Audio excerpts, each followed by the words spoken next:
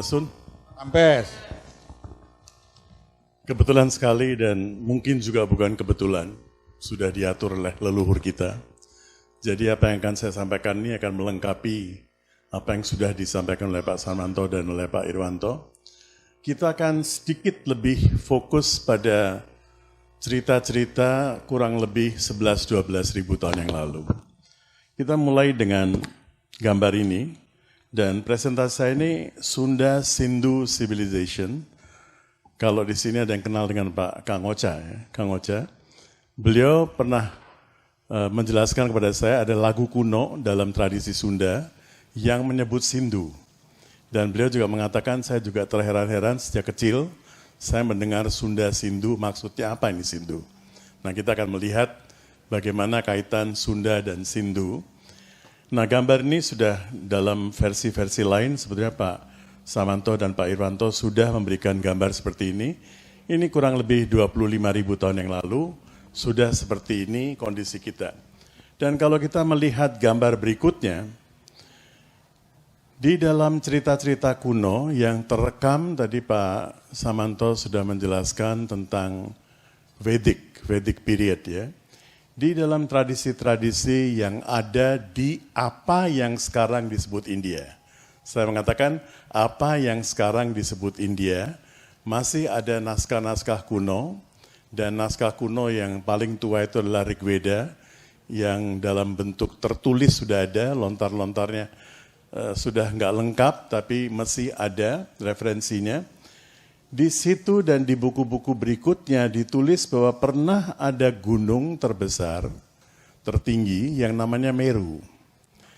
Dan gunung ini bagaimana habisnya, hilangnya, nggak begitu banyak diceritakan, tetapi diceritakan terjadi begitu banyak bencana sehingga gunung ini yang tadinya berada di tengah dunia. Dan waktu itu disebut Jambu Dwipa. Bagaimana kalau kita baca dalam bahasa Indonesia? Bukan jambu kan? Kalau kita baca dalam bahasa Indonesia apa ini? Jambu. Persis itu maksudnya. Jambu. Jambu ini buah jambu, bukan jambu air tapi jambu apa itu? Guava ya? Iya. Jambu yang berbiji. Jadi itu yang dimaksud, dan kalau kita mau lihat-lihat nanti kata jumbo dalam bahasa Inggris berasal dari jambu. Jadi ada suatu dwipa yang disebut mega dwipa. Dwipa itu berarti pulau ya. Ada satu pulau yang besar sekali, kalau kita menerjemahkan kembali dalam bahasa sekarang, istilahnya kontinen yang besar. Dan di kontinen yang besar itu, di tengah-tengahnya ada Jambu Dwipa ini, di tengah-tengahnya ada suatu gunung yang namanya Meru. Nah, gunung ini disebut juga dalam Bhagavad Gita. Ini kita sekarang dari prasejarah masuk ke sejarah. Karena perang Baratayuda sudah terbukti. Saya ulangi, sudah terbukti pernah terjadi. Oppenheimer yang bukan yang tadi dikutip oleh Pak Sarmanto, tapi Oppenheimer bapak nuklir. Ya, bapak nuklir itu ketika ada tes nuklir tahun sebelum dijatuhkan bom di atas Hiroshima dan Nagasaki, beliau mengutip dari Bhagavad Gita, dan ketika bicara di satu forum para mahasiswa di Amerika, beliau juga secara implisit mengatakan bahwa perang bom atom yang saya ciptakan ini adalah pertama kali di dalam sejarah modern. Jadi sudah pernah ada bom atom 3.000 tahun sebelum Masehi, dan sekarang sudah ada pembuktian betul terjadi perang nuklir. Nah, kalau kita melihat 5.000 tahun, sejarah 5.000 tahun yang lalu, perang nuklir yang terjadi itu cuma waktu itu. Waktu Hiroshima dan Nagasaki itu bukan perang nuklir. Dijatuhi bom. Orang lagi tidur, jatuhi bom itu bukan perang nuklir. Perang nuklir yang terjadi itu di zaman Mahabharata. Dan di situ disebut ada orang, anaknya para pendawai yang ngerti wayang sedikit, namanya Gatot Kaca. Dia ke sana, tentu kalau Gatot Kaca ke situ tidak membawa bambu runcing. Dia pasti juga membawa misail, ada peralatan, ada senjata yang dia bawa. Sampai sekarang, tuan-tuan dan puan-puan, di India, kisah Gatot Kaca ada, tapi tidak ada satupun orang India yang namanya Gatot. Nggak ada. Setiap kali saya tanya, di dalam forum dalam forum internasional pun saya tanya, nggak ada satupun orang India yang namanya Gatot, tapi di sini banyak orang namanya Gatot. Jadi di situ kita bisa melihat sejarah kita itu seperti apa. Nah ini Meru ini disebut dalam Bhagavad Gita, dalam ajaran Krishna kepada Arjuna yang mengajak dia untuk menunaikan kewajibannya. Dia mengatakan di antara gunung-gunung yang tertinggi aku adalah Meru. Berarti waktu itu Meru masih ada ceritanya. Tetapi di antara gunung-gunung yang tidak bergerak, berarti tidak berpindah, tidak mengecil, aku adalah Himalaya, Acel, yang tidak bergerak. Jadi Himalaya ini sudah ada, tapi tidak setinggi Meru. Dan di Himalaya sekarang, teman-teman yang sering main dengan kristal segala, kalian semua pasti tahu ada yang disebut Himalayan salt. Ada garam Himalaya. Nah garam Himalaya ini bagaimana bisa ada garam kalau nggak ada samudra, nggak ada ocean, nggak ada laut. Jadi di situ yang sekarang kita sebut Himalaya itu dulu laut. Ya, sekarang kemudian lautnya itu karena climate change segala berubah seluruh peta dunia kita. Kalau kita melihat di gambar berikutnya, ada sekarang kita masuk kira-kira 12.000 tahun yang lalu.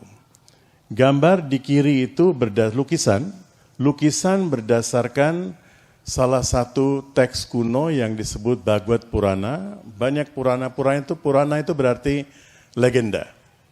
Dalam legenda-legenda itu ditulis bahwa terjadi samudra manthan.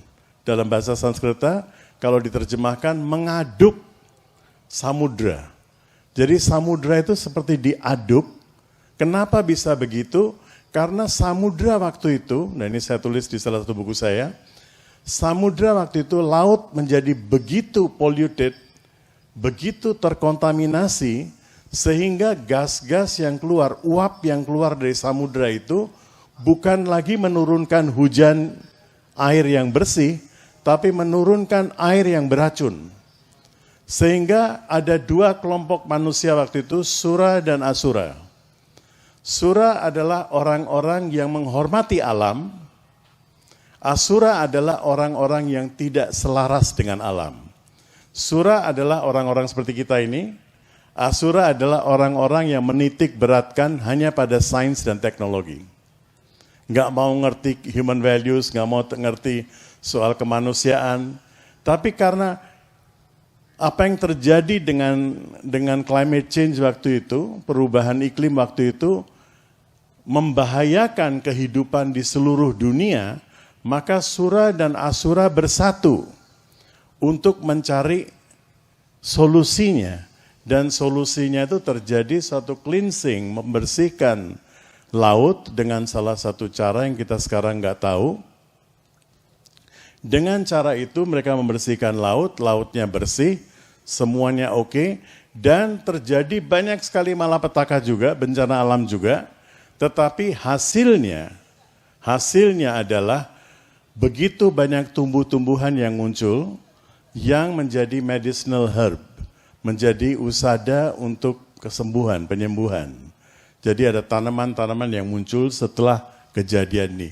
Kejadian ini diperkirakan terjadi 12 sampai 15 ribu tahun yang lalu. Di sebelah kanan itu adalah lukisan ketika seseorang melihat terjadi ada gas yang keluar dari Lake Toba, dari Danau Toba. Waktu itu belum tahu apa yang terjadi, kok tiba-tiba keluar uap gitu. Sekarang kita tahu bahwa di tepi Danau Toba itu masih ada gunung berapi. Ya, dan itu sewaktu-waktu bisa meletus tuh. Bisa meletus, dan kalau meletus bencananya bisa luar biasa. Karena ketika Lake Toba, ketika di situ gunungnya meletus, pasir dari gunung itu, pasir lawa dari gunung itu sampai ke Gujarat di India sekarang. Dan itu ada bukti-buktinya. Apapun yang saya berikan ini sekarang sudah ada pembuktian saintifiknya. Masih ada pasirnya. Jadi pasir itu bisa diketahui bukan pasir dari India, tapi pasir dari Sumatera. Nah, di bawah orang-orang di Thailand masih mengenang cerita itu, dan kalau kita pergi ke Thailand di Bangkok, di airport Suwarnabhumi, kita melihat ada patung ini. Patung yang besar sekali, Suwarnabhumi, di situ kita melihat ada patung ini. Nah, kalau kita melihat di gambar berikutnya, dari Gunung Padang, ini kita salah satu buku saya, tadi Pak Samanto juga mengatakan, nah kita melihat Gunung Padang ini entah berapa ribu tahun yang lalu, tentu sudah ada perkiraan dari Pak Irwanto, dari Pak Samanto. Nah kalau kita melihat di atas itu sisa-sisanya itu mengingatkan kita pada satu simbol. Dan simbol itu adalah swastika yang dicuri oleh Hitler. Ya, dicuri oleh Hitler, nanti kita akan bicara sedikit filosofi dari swastika itu. Di bawah kita melihat, sini ini cuma lukisan saja, ketika terjadi malapetaka semuanya itu, maaf sekali ini presentasi ini bagian dari satu workshop kira-kira 5-6 jam, jadi kita ringkaskan. Sekian banyak kali terjadinya malapetaka, bencana alam, sehingga orang-orang dari sini, kepulauan kita mulai hijrah. Tolong saya diberitahu kalau waktunya sudah habis ya. 10 menit, oke. Mereka mulai berhijrah. Mereka berhijrah. Nah sekarang kalau terjadi malapetaka di sini, secara insting kita akan kemana larinya? Ke tempat yang lebih tinggi. Dan mereka pergi ke tempat yang lebih tinggi. Sebagian ada yang ke India. India yang saya katakan itu sekarang, India yang kurang lebih seperti sekarang yang disebut Indian Subcontinent, di mana ada satu daerah yang disebut Sindh. Mereka sampai ke Sindh dan di situ mereka membangun peradaban berdasarkan pengetahuan dan ilmu yang mereka bawa dari sini. Nah, di sini kita masuk dalam sejarah sekarang. Karena di Sindh itu masih ada peninggalan-peninggalan yang bisa di arkeologi yang bisa kita tahu kira-kira apa ini. Nanti juga akan ada penelitian berikutnya seperti apa, dan ada juga yang pergi lebih tinggi lagi sampai ke Greece. Yunani sampai sekarang dalam bahasa Sanskerta orang Yunani itu disebut Yavan. Orang-orang dari Jawa. Jawa itu dalam bahasa Sanskerta disebut Jawa Dwipa karena produksi barley. Sekali lagi barley itu apa bahasa Indonesianya? Ya? Bukan. Jawa wood ya. Sekarang kita nggak makan tapi barley itu adalah produksi utama kita waktu itu sehingga disebut Jawa Dwipa. Jadi orang-orang yang pindah sampai ke Yunani itu disebut Yawan. Orang-orang di Jawa. Kemudian mereka dari sana saling berinteraksi, intermarriages, kawin silang dan sebagainya. Sampai ke Mesir mereka disebut dalam bahasa Sanskrit. Sampai sekarang orang Mesir disebut Mishra. Mishra itu berarti kombinasi. Mereka itu campuran dari penduduk asli India, penduduk dari Jawa yang berhijrah, campurannya ke sana sehingga kalau kita melihat 8-7 ribu tahun yang lalu piramid di sana itu simple sekali. Tidak begitu banyak ornamennya, tidak begitu banyak apanya, cuma karena piramid di sana lebih banyak penelitiannya, kita lebih banyak tahu tentang piramid di Mesir ketimbang di Gunung Padang yang sudah hancur. Nah, di Sindhu itu mereka membangun peradaban yang sampai sekarang masih ada. Dan peradaban itulah yang saya katakan berasal dari kepulauan kita. Berikutnya kalau kita melihat, sekarang ini tadi sudah banyak disebut oleh Pak Samanto, juga Pak Irwanto, ada Profesor Santos, kemudian ada juga Profesor Oppenheimer di situ yang banyak dikutip, tapi ada pemberitaan di mail di Inggris, kira-kira ini tahun, kalau nggak salah tahun 2000, berapa ya itu ya? 2016, mereka mengatakan sekarang ada pembuktian para arkeolog bahwa peradaban Sindhu itu lebih tua daripada peradaban Mesir dan Mesopotamia. Dan mereka mengatakan dulu Sindhu diperkirakan kira-kira usianya 5.000 tahun. Sekarang diketahui bahwa Sindhu itu 7.500 sampai 8.000 tahun. Tapi ini salah. Untuk mencapai peradaban itu 7.500 tahun yang lalu pasti membutuhkan waktu juga. Nanti kalau kita punya waktu kapan-kapan bisa melihat seluruh presentasinya, kita sudah mengenal toilet di lantai 2 dan itu bukti-buktinya masih ada.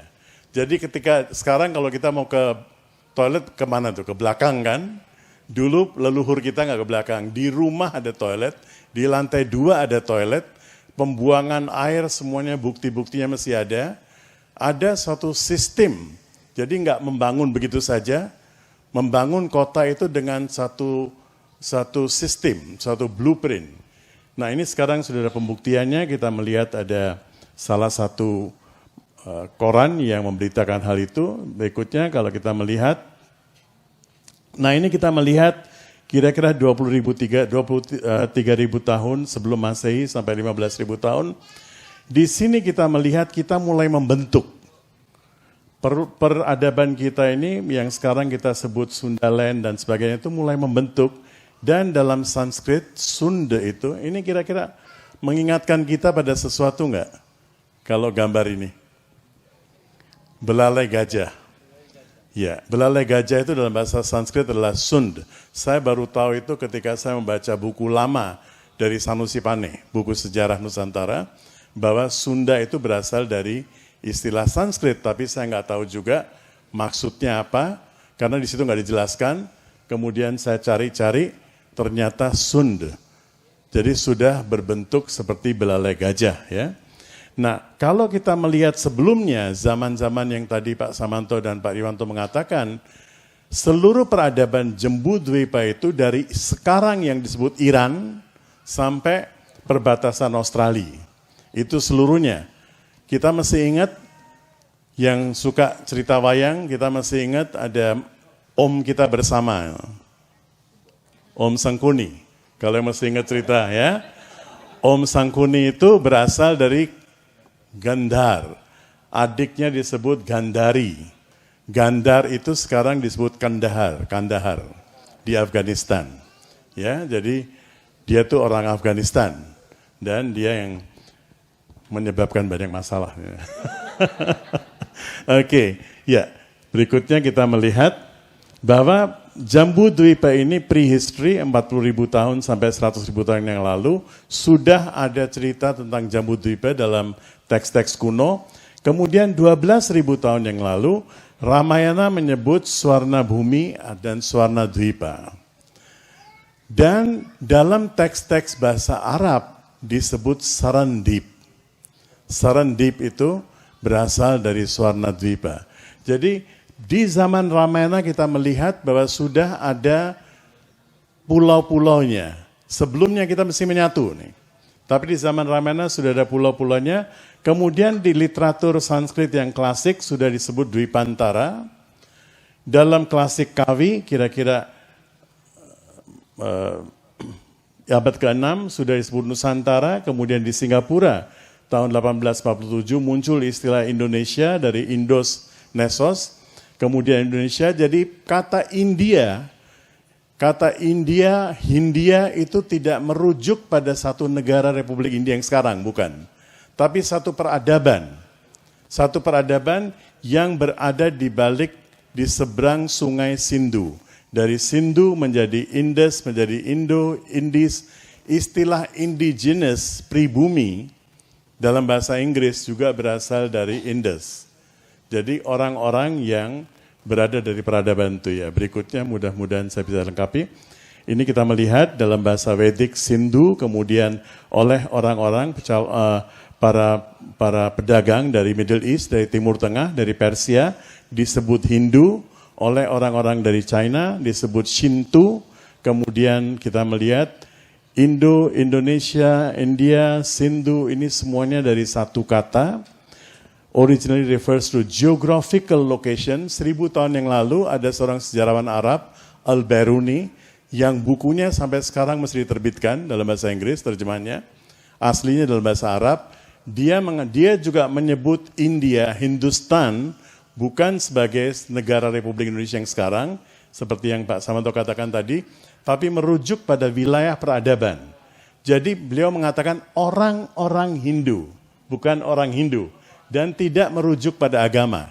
Negara Kertagama di zaman Majapahit pun tidak mengatakan ajaran Hindu, ajaran Shiva dan Buddha. Jadi Hindu ini merujuk pada satu wilayah dan pada satu peradaban, bukan pada satu agama awalnya. Mulai dikaitkan dengan agama itu oleh Inggris untuk memecah belah kita. Oke, itu cerita lain lagi. Ya, selanjutnya kita melihat bahwa Sanatana, yang tadi disebut oleh Pak Samanto juga, dalam bahasa-bahasa kuno disebut Rita atau Sanatana, eternal berarti universal, dan Ritam, bahasa Sanskrit yang awalnya itu adalah Ritam, kemudian menjadi Dharma. Jadi orang-orang kepercayaan yang selaras dengan alam, dalam bahasa Sunda disebut wiwitan. Istilah wiwitan dan Sanatana dalam bahasa Sanskrit ini maknanya persis sama, yang dari dulu sudah ada. Dan itu berkembang, orang Jawa menyebutnya Jawi, Kejawen, Karo menyebutnya Pemena, Batak Permalim, Dayak Karayingan, di Campa adalah Campa Balamon, dan seterusnya. Ya, selanjutnya. Nah, kita ini salah satu filosofi kita ketika kita bertemu dengan orang, kita merangkap kedua tangan dan kita mengucapkan Sampurasun, ada yang mengucapkan Rahayu, Swastiastu, Swadika di Khmer, di Thailand, di Kambodia. Kemudian Majuah-juah, Namaskar, sama maknanya aku menyembah Tuhan yang bersemayam di dalam dirimu. Jadi ketika kita merangkap kedua tangan itu, mengatakan Sampurasun, melihat kesempurnaan dalam diri orang lain, yang maha sempurna itu. Ya, ini saya kira tinggal satu lagi kalau nggak salah ya. Ini sekarang kita melihat bahwa greeting ini, salam dengan cara ini yang sudah berasal 8.000 tahun yang lalu. Terakota itu ditemukan di reruntuhan di Sindhu, di Pakistan sekarang. Terakota yang sampai sekarang masih utuh. Jadi terakota itu bukan dari Cina. Di sana masih ada terakota yang sampai sekarang masih utuh di museum dan sudah mengenal salam dengan cara itu. Yang awalnya lagi-lagi saya ingatkan, sebelum munculnya Sindhu itu ada Sunda, cuma kita tidak punya data yang lengkap. Dan di sana datanya kebetulan masih ada, ya. Selanjutnya, cara bersalaman, dan sampai kita melihat, sampai Bung Karno juga caranya begitu. Di Malaysia, orang asli juga begitu, ya. Apapun agama kita, tetap cara salam kita sekarang masih menggunakan cara yang sama. Ya. Ini ketika saya pergi ke, kemana kemarin, di Toba ya. Di Toba mereka seorang guide yang ngerti, orang asli di sana, dia mengatakan bahwa rumah kita itu adalah salam. Jadi kalau orang dari jauh melihat rumah kita itu bentuknya seperti itu, Sampurasun. Namaskar atau Swastiastu, ya. Sampurasun, nah ini makna dari itu, swastika yang kita melihat di atas itu ditemukan di reruntuhan di Sindhu, sampai sekarang masih utuh. Terakota, 8.000 tahun yang lalu, masih utuh. Ya. Berarti teknologinya sudah luar biasa. Yang di sebelah kiri itu 8.000 tahun, di sebelah kanan itu kira-kira 5.000 sekian tahun. Jadi ketika kita mengatakan Sampurasun itu excellence in every way. Semoga kamu mengalami kesempurnaan, hidupmu mengalami kesempurnaan dalam segala aspek. Segala aspek itu yang dimaksud tuh adalah aspek dharma, karaktermu, kemudian aspek artha, kamu juga sejahtera, aspek kama, hubunganmu dengan masyarakat juga baik, dan aspek moksha, spiritualmu juga baik. Ya, terakhir masih ada? Masih ada? Masih berapa ini? Hah? Selesai kan? Dengan itu kita selesaikan. Terima kasih.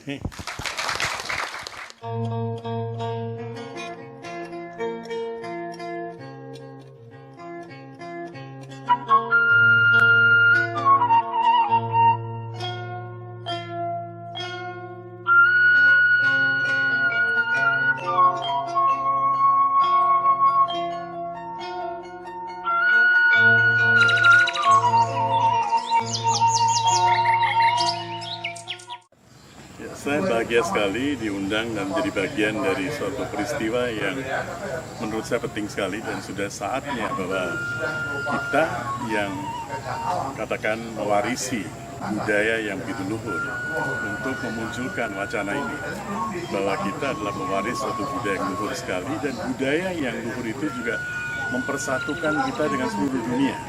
Jadi budaya kita ini bukan milik kita saja, tapi budaya dunia.